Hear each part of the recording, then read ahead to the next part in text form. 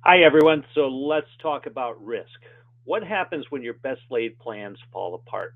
And let me explain a little bit more about that. So last week, I received a call from a friend of mine getting ready to sell his company, and he was counting on by the end of this year being completely done in his business, other than maybe a consulting role or helping with sales. But his equity stake was going to be completely bought out by his business partner that he's currently with, and also another colleague that has come into the business that he has.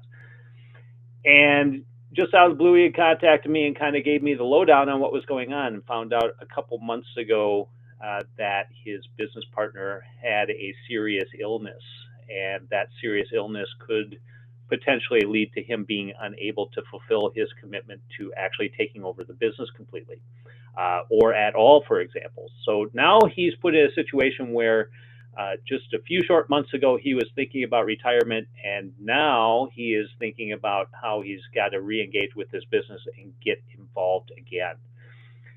Now he is worrying about how he's going to grow this business, protect the employees he has, and also now have to find a new equity partner to come in and buy out those shares. So that means either, again, finding an M&A person or searching through his network to find somebody to come in and buy that business.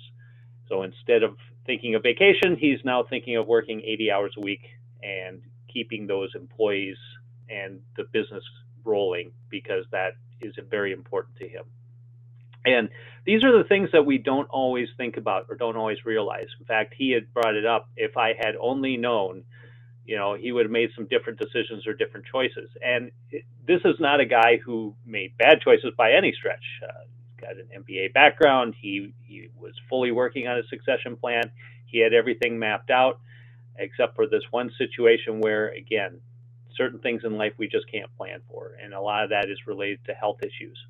And this is why it becomes so important for you as a business owner to understand the risks involved when you aren't doing the planning or aren't doing the succession work ahead of time.